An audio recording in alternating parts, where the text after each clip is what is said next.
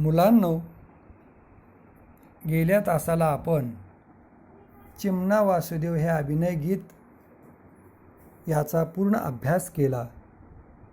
या अभिनय गीतामध्ये आपण चिमणा वासुदेवाचं वर्णन केलं.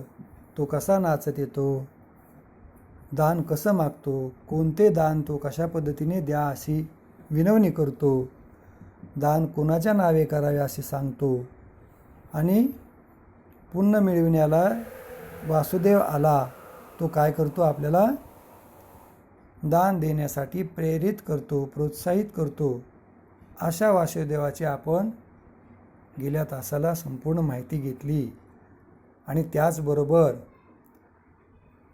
गाव जागवित आली वासुदेवाची स्वारी हे गीत देखील आपण चिमणा वासुदेवाच्या जीवनावर आधारित असलेलं गीत आपण देखील ऐकलेलं आहे, पाहिलेलं आहे.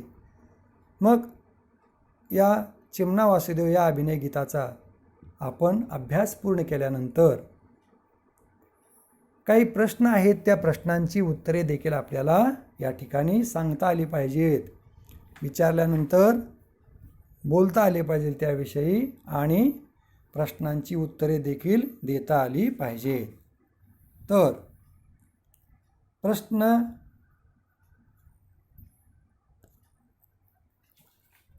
जे आहेत ते प्रश्न आपण त्या प्रश्नांची उत्तरे आपण कशा पद्धतीने आपल्याला सांगता येतील, लिहिता येतील हे आपण पाहूया. आता पान क्रमांक 4 वर अभ्यासरूपी जे प्रश्न दिलेले आहेत ते प्रश्न आपण एक एक करून त्यांची उत्तरे आपण घेऊयात.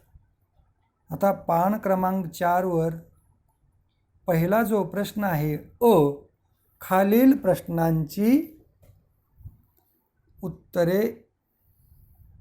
एका वाक्यात लिहा. खालील प्रश्नांची एका वाक्यात उत्तरे लिहा. प्रश्न मधील क्रमांक 1 बघा, दारी कोण आले आहे? तर याचे उत्तर अतिशय सोपे आहे. दारी चिमणा वासुदेव आला आहे. प्रश्न क्रमांक 2, वासुदेव कसा नाचत येतो? तर या प्रश्नाचं उत्तर अतिशय सोपं आहे. वासुदेव थै थै नाचत येतो, हो की नाही? यानंतर प्रश्न क्रमांक 3, वासुदेव कोणते दान करायला सांगत आहे, हो की नाही? तर आपल्याला त्याने आपल्या अभिनय गीतामध्ये सांगितलं आहे, वासुदेव पैशाचे दान करण्यास आपणाला सांगत आहे. आणि पैसे नसतील तर बऱ्याच वेळा आपण त्याला धान्यही देतो, हो की नाही? त्यानंतर प्रश्न क्रमांक 4, एका पैशातून वासुदेव काय घेणार आहे? तर एका पैशातून वासुदेव गोड खाऊ खायला घेणार आहे. एका पैशातून वासुदेव काय घेणार आहे? एका पैशातून वासुदेव गोड खाऊ घेणार आहे. त्यानंतर प्रश्न यामध्ये एकूण 2 प्रश्न दिलेत. पान क्रमांक 4 वरच आहे. नंतर खालील प्रश्नांची थोडक्यात उत्तरे लिहा. आता थोडक्यात म्हणजे काय? तर 3 ते 4 ओळीत या प्रश्नांची उत्तरे आपल्याला लिहायची आहेत. आणि ते आपल्याला येतात कारण अतिशय छानरित्या हे अभिनय गीत आपण अभ्यासलेलं आहे. मधील प्रश्न क्रमांक 1, वासुदेव कसा दिसतो त्याचे वर्णन करा. आता या प्रश्नाचं उत्तर फारच सुंदररित्या या ठिकाणी आपण लिहिणार आहोत. वासुदेव अतिशय सुंदर दिसतो.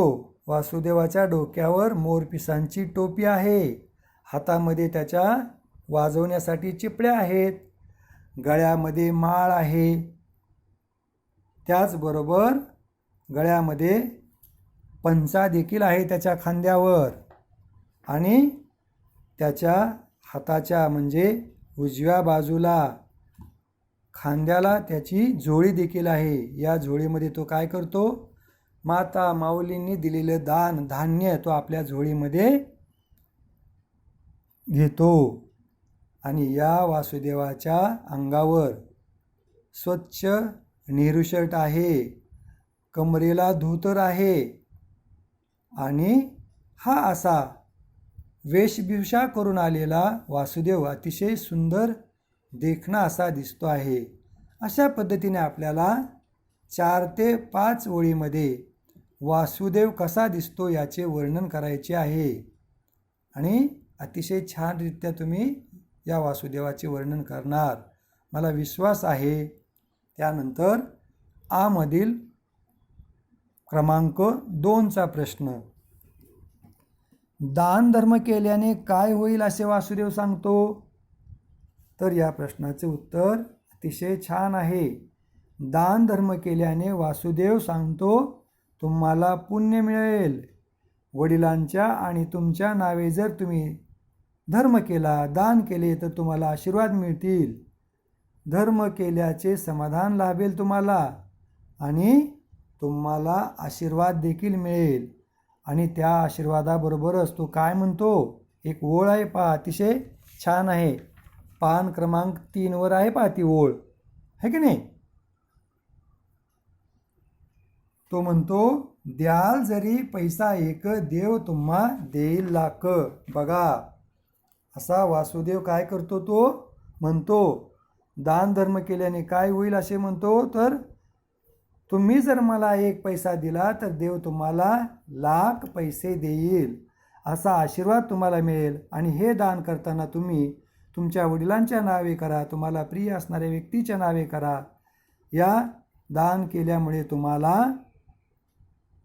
धर्म केल्याचे समाधान लाभेल आणि तुम्हाला आशीर्वाद मिळतील. अतिशय सोपं उत्तर या ठिकाणी आपण लिहिणार आहोत आणि मला निश्चित खात्री आहे की या प्रश्नांची उत्तरे तुम्ही अतिशय छान लिहिणार.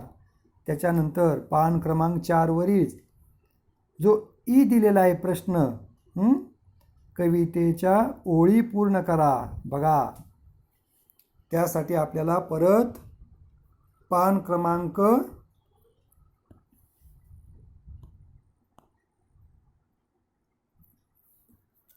3 वर जावे लागेल, है की नाही? कवितेच्या ओळी जर आपल्याला पूर्ण करायच्या असतील तर आपल्याला पान क्रमांक 3 वरील कवितेच्या ओळींचा आधार घ्यावा लागेल. बघा, खालील कवितेच्या ओळी पूर्ण करा. द्याल जरी पैसा एक, देव तुम्हा देईल लाख. ही ओळ जी आहे ना, अभिनय गीताच्या 2ऱ्या ओळीमध्ये याचा उच्चार झालेला आहे. द्याल जरी पैसा एक, देव तुम्हा देईल लाख. आणि पुढची ओळ तशीच लिहायची आहे, माई धर्म करा याला, दारी वासुदेव आला. तर या ठिकाणी दिलेलंच आहे. अशा रीतीने आपणाला ही काय करायचे? ओळ पूर्ण करायचे. म्हणजे द्याल जरी पैसा एक, देव तुम्हा देईल लाख. माई धर्म करा याला, दारी वासुदेव आला. अशा रीतीने ही ओळ पूर्ण होते. त्याच्यानंतर ई मधील कवितेच्या ओळी पूर्ण करा. 2री ओळ, वडिलांच्या तुमच्या नावे पैशाचे दान करावे, माई पुण्य मिळविण्याला, दारी वासुदेव आला, असं म्हणतो बघा, हे आहे ना पान क्रमांक 3 वरच त्यांनी या ठिकाणी आपणाला दिलेलं आहे. तर ते म्हणतात कशाचे दान करा? तर पैशाचे दान करा, है की नाही? पान क्रमांक 3 वर 3ऱ्या ओळीमध्ये याचा उल्लेख आलेला आहे. वडिलांच्या तुमच्या नावे पैशाचे दान करावे आणि त्याच्याच पुढे माई पुण्य मिळविण्याला दारी वासुदेवाला इथपर्यंत तुम्हाला हे ओळ पूर्ण करायची आहे. त्यानंतर पान क्रमांक 5 वर दीर्घ ई, तो प्रश्न कोणता आहे पहा, मी वाचतो. कवितेत खोवून यासारखे इतर शब्द आले आहेत, ते शब्द शोधून लिहायचे आहेत. आणि अशासारखे आणखी काही नवीन शब्द जर आपल्याला मिळाले असतील तर ते शब्द देखील या ठिकाणी लिहायचे आहेत. हो की नाही? पान क्रमांक 5 वरच दिले पहा त्यांनी. कवितेत खोवून यासारखे इतर शब्द आले आहेत, ते शोधून लिहा व आणखी काही शब्द बनवा. आता या ठिकाणी जर आपण पान क्रमांक 3 वर जर गेलो ना, तर हे शब्द आपल्याला पाहायला मिळतील. जसं द्रुपदानंतरच दिले पहा, खोवून या, त्यानंतरचा शब्द बांधून या, त्यानंतरचा शब्द गावून या आणि त्यानंतरचा शब्द म्हणजे चौथा जो शब्द आहे नाचून या. असे शब्द आपल्याला लिहायचे आहेत. खोवून या, बांधून या, गावून या आणि नाचून या. त्यानंतर परत आपण काय करूयात, पान क्रमांक 5 वर है की नाही, ऊ हा प्रश्न आपल्याला दिला आहे. या ठिकाणी काय करायचं आहे प्रश्नामध्ये माहिती आहे का, आपल्याला लिहायचं आहे. त्यासाठी त्यांनी उदाहरणादाखल आपल्याला एक शब्द दिलेला आहे. जसे घेणे, घेणे म्हणजे घ्यावयाला. त्याच्यानंतर घेण्यासाठी, असे घेणे या शब्दापासून आपण जे शब्द तयार करतो, वाक्य लिहिताना, सविस्तर माहिती लिहिताना, अशा शब्दांचा आपण काय करत असतो, उच्चार करतो आणि त्याचं लेखन करतो. मग या ठिकाणी जसे घ्यावयाला, घेण्यासाठी, तसे देणे म्हणजे द्यावयाला, देण्यासाठी, मिळवणे म्हणजे मिळवावयाला, मिळवण्यासाठी, करणे म्हणजे करावयाला, करण्यासाठी. बघा, या ठिकाणी लिहिण्याची जी कृती करायची आपल्याला, उदाहरणार्थ त्यांनी शब्द दिला आहे, जसे घेणे घ्यावयाला, घेण्यासाठी, तसे देणे म्हणजे द्यावयाला, देण्यासाठी, मिळवणे म्हणजे मिळवावयाला, मिळवण्यासाठी, आणि करणे म्हणजे करावयाला, करण्यासाठी. अशा तऱ्हेने लिहिण्याची जी कृती आहे आपली, ती आपण पूर्ण केलेली आहे. तुम्ही पण पूर्ण केली असेल आणि केली नसेल तर पुस्तकामध्ये अभ्यास करून लिहा. त्यानंतर पान क्रमांक 5 वरील दीर्घ ऊ हा प्रश्न, यामध्ये तर अतिशय छान आपल्याला अतिशय साधे सोपे शब्द, त्याचे विरुद्धार्थी शब्द लिहायचे आहेत. हो की नाही? खालील शब्दांचे विरुद्धार्थी शब्द लिहा. आता बऱ्याच वेळा आपण मुलांनो विरुद्धार्थी शब्द लिहिताना काय करतो, पूर्व म्हटलं की त्याची विरुद्धार्थी दिशा पश्चिम, उत्तर म्हटलं की त्याची विरुद्धार्थी दिशा दक्षिण. म्हणजे एखाद्या वेळेस आपण एखाद्याला चिडवायचं असेल तर जाणून बुजून अशी कृती करतो बरं का, ए इकडं बघ म्हणलं की त्या बाजूला बघतो. तसं विरुद्धार्थ शब्द म्हणजे सांगितलेली जी कृती असते त्याच्या विरुद्ध कृती करणे म्हणजे विरुद्धार्थी क्रिया करणे. तसं या ठिकाणी आपल्याला खालील शब्दांचे विरुद्धार्थी शब्द लिहायचे.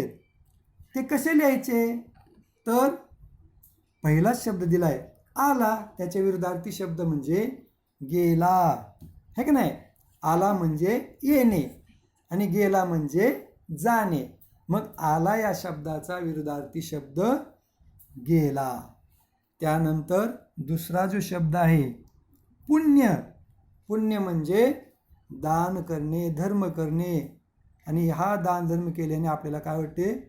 पुण्य लाभते. जसं या ठिकाणी चिमणा वासुदेव गीतामध्ये आपल्याला सांगितलेलं आहे, पुण्य मिळवण्याला दारी वासुदेव आला. तसं पुण्य. आता याचे विरुद्धार्थी कृती काय रे बाळांनो? अगदी सहज साध्या सोप्या पद्धतीने आपल्याला सांगता येईल. पुण्य म्हणजे पाप किंवा अपुण्य.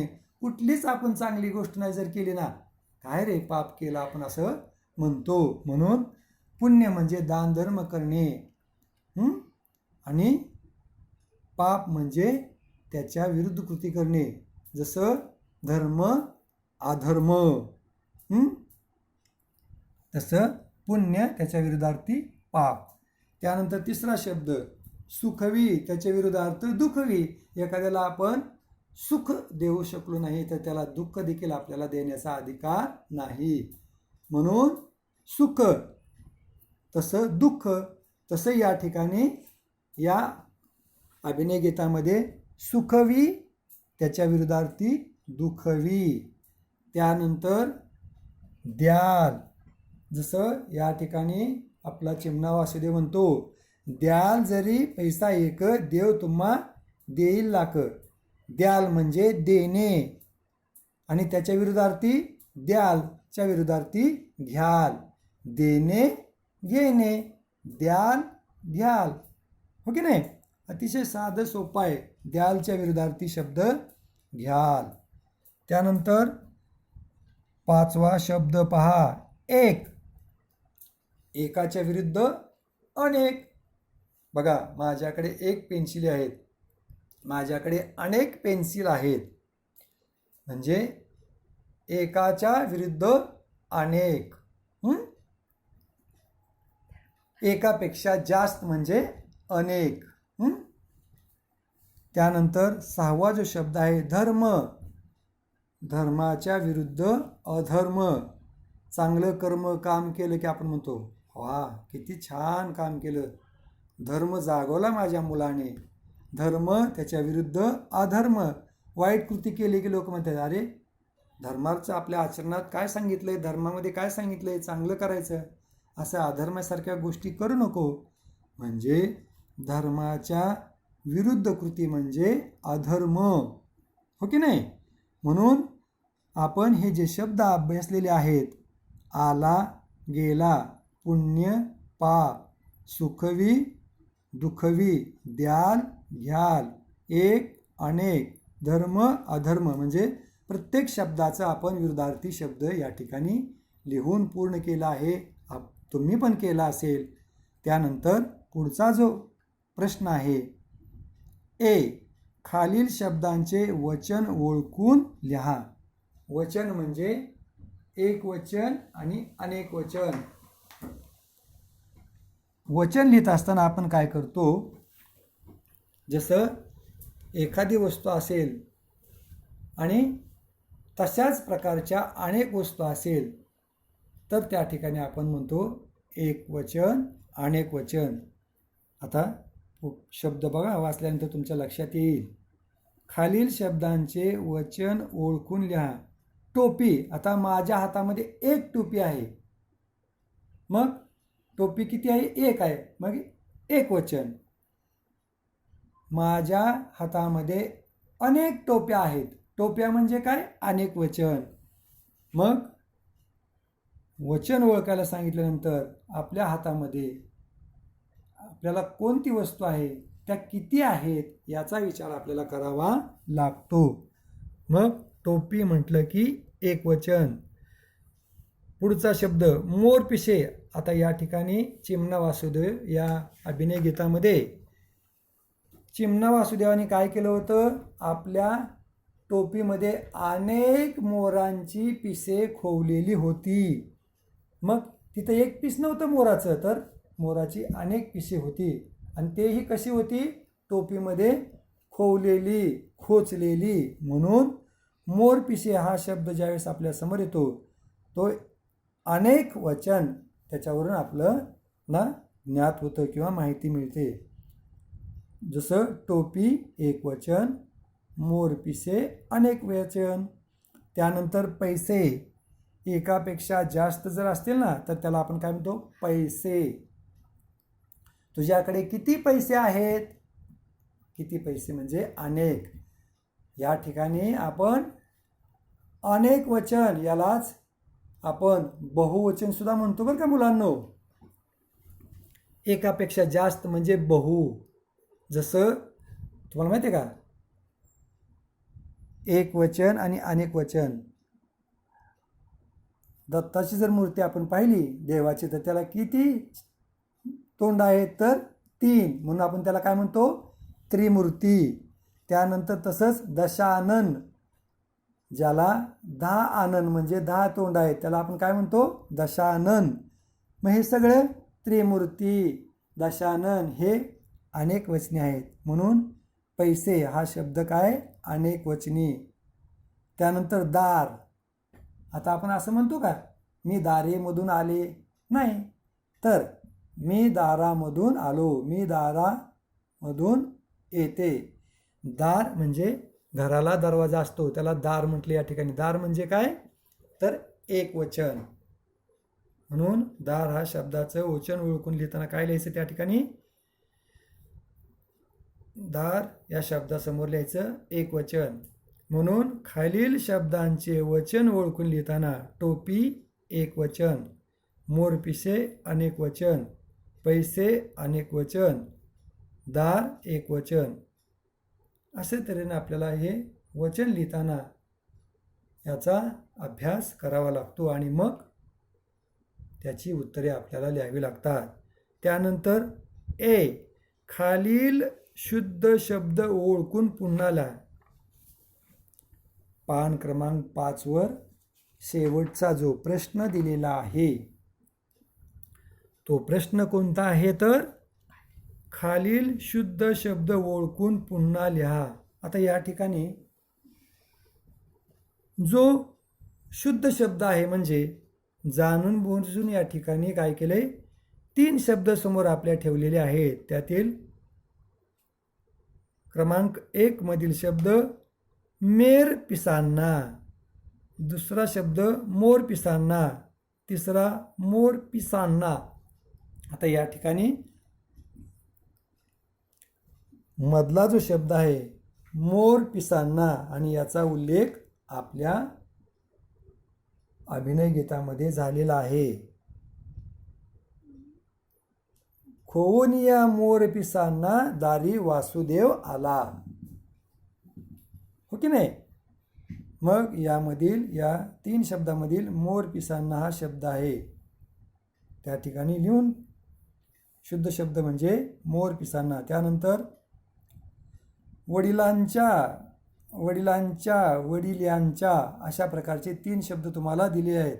या ठिकाणी शुद्ध शब्द करून लिहिताना जाणून बुजून काना, मात्रा, वेलांटी, उकार आणि एखादा शब्द गाळला जातो आणि तो शब्द आपल्याला पूर्ण करण्यासाठी सांगितलं जातं. म्हणून आपल्याला हे शब्द लिहिताना अतिशय काळजी घ्यावी लागते. आता या ठिकाणी खालील शुद्ध शब्द ओळखून पुन्हा लिहा. यामध्ये जो उपप्रश्न 2 दिला आहे त्याचा मधील पहिला जो शब्द आहे वडिलांच्या हा शब्द बरोबर आहे. मग उपप्रश्न 2 याचे उत्तर जे आहे पहिला शब्द 2 मधील वडिलांच्या. त्यानंतर उपप्रश्न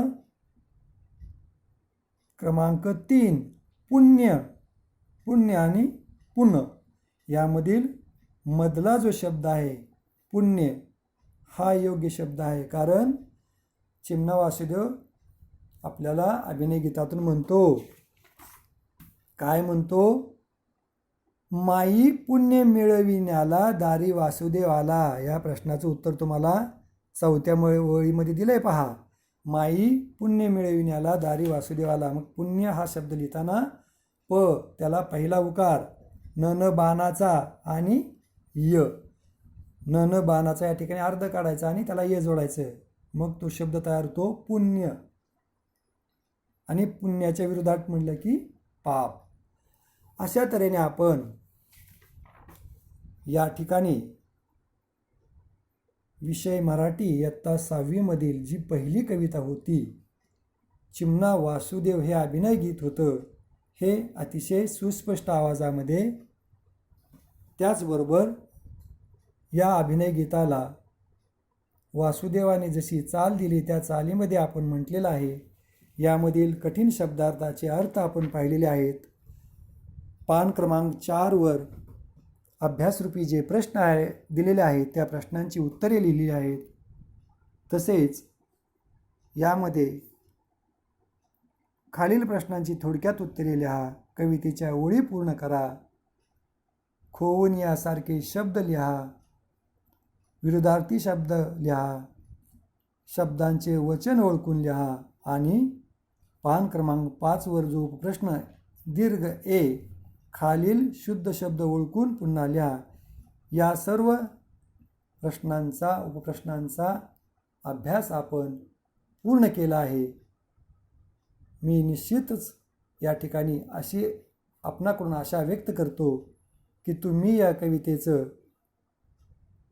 अध्ययन पूर्ण केले असेल, होमवर्क रूपी विचारलेल्या प्रश्नांची उत्तरे लिहिली असतील आणि जरी कुणाची लिहायची राहिली असतील ते पूर्ण करावी. आणि या ठिकाणी आपणाला जे अभ्यासरूपी प्रश्न दिलेले होते त्या प्रश्नांची आपण सविस्तर चर्चा केली आहे.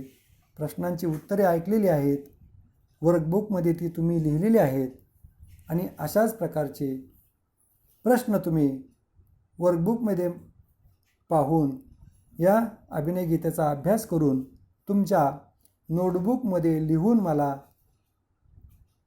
पाठवायचे आहेत. म्हणजेच व्हॉट्सॲपद्वारे तुम्ही मला ती प्रश्नांची उत्तरे सेंड करायची आहेत. धन्यवाद.